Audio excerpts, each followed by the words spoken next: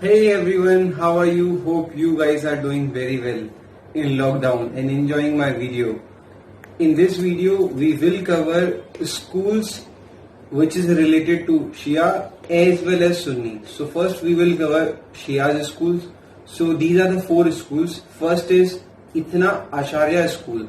This school is called Imamiya schools, right? The majority of Shias are Itnna Asharia, who believed that starting of there have been 12 imams, right? As I told you, the names of imams.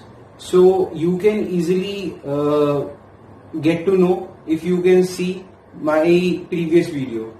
And now after 12th imam, who possess the spiritual powers. This is the only school which recognize muta marriage. Muta marriage से relation क्या है यहाँ पे?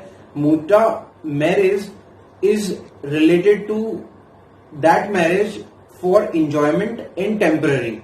It was not permanent, right? This school further divided into the two subsets. One is Akbari and other one is Usuli. So इतना आचार्य school जो कि recognise होता है और जो फॉलो करते हैं बेसिकली इमाम्स को, जो 12 इमाम्स थे, ठीक है। इसमें जो शारी उल इस्लाम है, इनकी ऑथोरिटिव बुक है इस स्कूल की। अगर आपको कुछ ज्यादा इसके बारे में जानना है तो you can easily refer this book and easily get to know about what they pursue in Shia schools, right? The second school was or is, I would say, Islamia school. इसके जो फाउंडर है वो 6th इमाम थे, जफर सिद्दीकी। उन्होंने अपने लड़के को इनहेरेंट कर दिया। जो कुछ एक शिया का ये बिलीव होता है कि जफर सिद्दीकी एज इमाम थे, राइट? बट कुछ जो मोस्ट ऑफ शियाज हैं वो ये बोलते हैं कि वो इमाम नहीं थे, जफर सिद्दीकी, राइट? सो इसके बाद आते हैं हम जायद स्कूल पे। This is the third school. Zaydis were the first to the defector from the general body of Shias Muslims, right? One of the peculiar feature of this school is that it incorporate of some principle of Sunnis as well. मतलब जो Sunni school में जो follow होता है वो generally यहाँ पे भी जायदिस स्कूल में भी फॉलो होता है। इसका फोर्थ जो आता है, फोर्थ स्कूल है मोटाजिला सेक्ट, MOTAZILASECT, मोटाजिला एक्ट। इसके जो फाउंडर थे वो थे अटा अल गजल। ये क्या बोलते हैं कि मतलब ये है क्या, एक सेपरेट सेक्ट है जो इस्लाम का है। What exactly it is? It is established by, as I told you, the founder was Ata al-Ghazal, and it issued that they were defectors from the Shias community. इनका जो फॉलोअर्स हैं ये believe तो करते हैं कुरान के अंदर, is only follow the doctrine of Quran. ये किसी और चीज को प्रैक्टिस नहीं करते। They practice strict monogamy like as Hindus does, right? Hindus does. So and the divorce by talaq is not recognised by them, right? तो ये लोग डाइवोर्स अगर इन्हें लेना है अपने इसके अंदर तो ये क्या करते हैं, इसके अंदर क्या करते हैं, ये अप्रोच करते हैं कोर्ट ऑफ लॉ। के बाद हम आते हैं सुन्नीस पे। सुन्नी स्कूल क्या है? सुन्नी स्कूल में भी 4 स्कूल है। First is Hanafi school. Hanafi school के जो फाउंडर हैं वो है इमाम अबू हनीफी।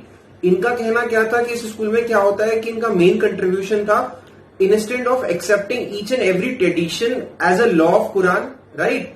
तो he tried to find out the law in the text of Quran through itself analogical deduction. Analogical deduction का मीनिंग क्या है कि ये लोग अपनी चीजों को एकदम स्ट्रिक्टली कुरान की तरफ ना फॉलो करके, या जो सुन्नत और हदीस में दे रखा है उसको फॉलो ना करके, ये लोग क्या करते हैं, ये फॉलो करते हैं कुरान और कियास को, बट यहाँ पे एनालॉजिकल डिडक्शंस लगाते हैं जो कि एक रीजनेबल चीजें वो लोग रखते हैं अपने आप के इस स्कूल के अंदर। मतलब ये अपनी एनालॉजी लगा के, मतलब अपनी रीजनिंग लगा के, एक तरीके से मैं बोलूं, ये अपने लिए लॉ बनाते हैं, राइट? सेकंड स्कूल है मलिकी स्कूल। मलिकी स्कूल के फाउंडर थे मलिकी अब्न अनस। तो इन्होंने क्या करा, इस स्कूल के ये फाउंडर थे और इन्होंने एम्फेसाइज करा importance of traditions as source of law, यानी कि सुन्नत और हदीस के ऊपर इन्होंने जनरली एम्फेसाइज और फोकस करा। इसका थर्ड स्कूल था हनीफी स्कूल। हनीफी स्कूल के फाउंडर थे अब्न Hanbal. अब्न Hanbal, ABNHANBAL, Hanbal. The peculiar feature of this school was that they residently believe in tradition of the prophet. जो prophet ने बोला, जो prophet ने किया, ये उसके ऊपर एम्फेसाइज करते हैं हनबली स्कूल के अंदर।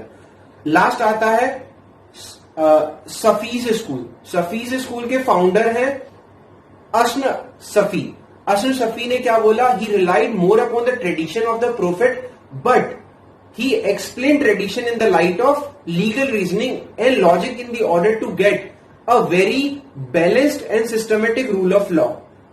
So इसके अंदर क्या है कि यहां पे रीजनिंग लगती है किसी भी चीज को एक्सेप्ट करने के लिए, और एक लाइट ये डायरेक्टली रीजनिंग और जो लगाते हैं रीजनिंग और लॉजिक्स के साथ में किसी चीज को फॉलो किया जाता है, अदरवाइज ये फॉलो नहीं करते हैं। So this is all for the schools related to Shia as well as Sunnis. In the next video, we will cover Nikah, marriage. Thank you so much.